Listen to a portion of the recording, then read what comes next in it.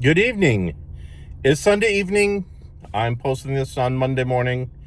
And first, I want to say, hey, welcome to the channel, the Gray Paper channel. My name is Aaron. I post political content on another channel called the Bob Jones channel. And I'm going to turn that Bob Jones channel into just a shorts channel.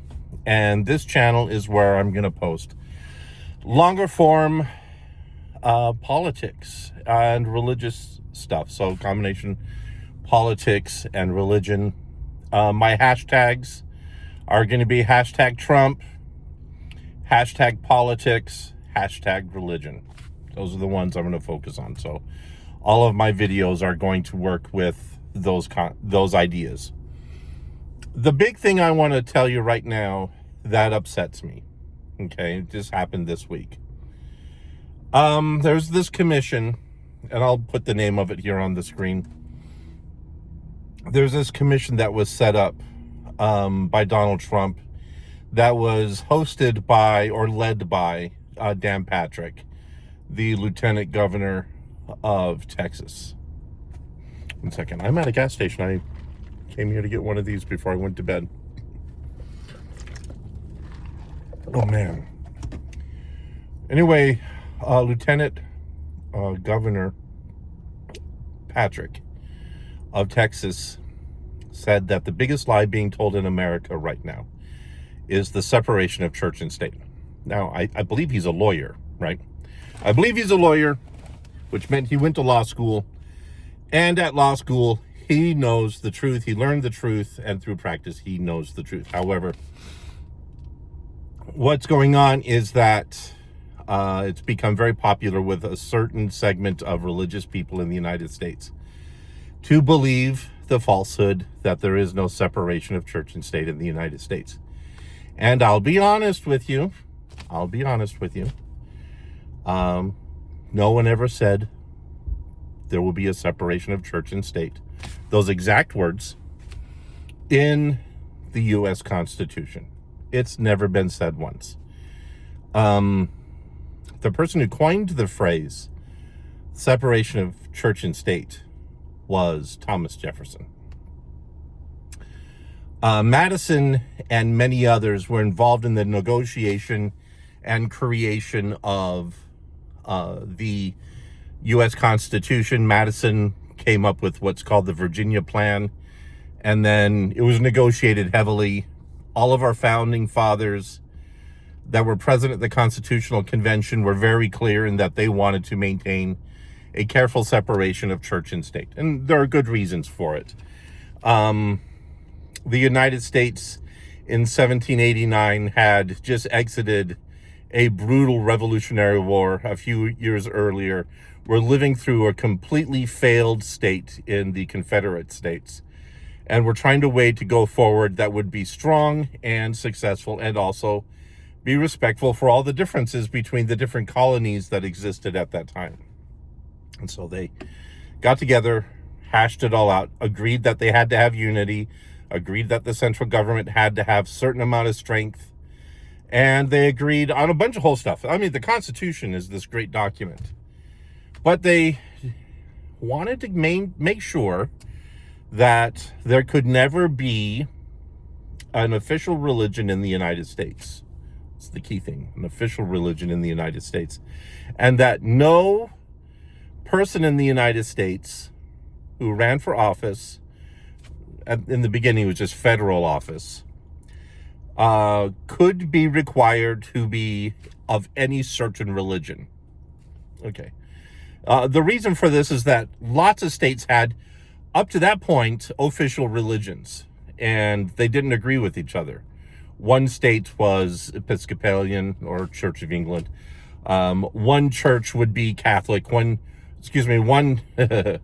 colony or one state would be of one religion or another. And they were going like, we just want to make sure everyone is treated equally.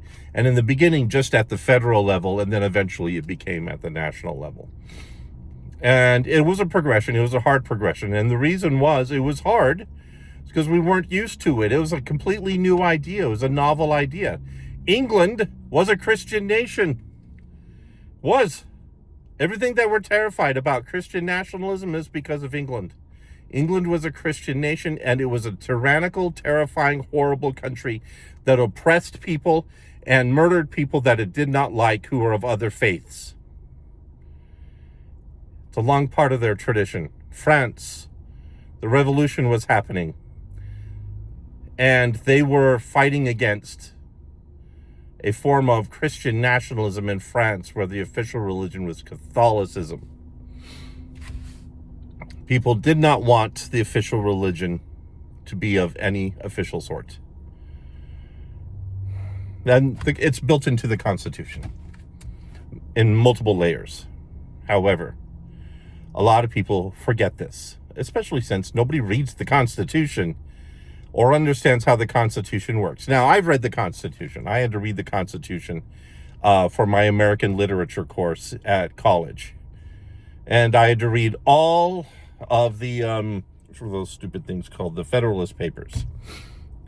Mostly to enjoy the brilliant writing of Hamilton Jay and Madison. Those guys were beautiful authors. Their writing is just so good. And it was a joy to read what they wrote, but their ideas were very good too. Okay. And I also read the Anti-Federalist Papers at the same time, because these are key pieces of literature for the United States. And they were all very clear in the Federalist Papers and in other writings and in the Constitution that there had to be a separation of church and state. What they didn't say was that Americans could not be of a faith. They didn't create an atheist state. That's different. We have an atheist state with the Soviet Union. We had an atheist state with China, okay? The United States has never been an atheist state. We've got that middle ground, which is secular. Secular doesn't mean atheist. It also doesn't mean religion. It's the middle ground.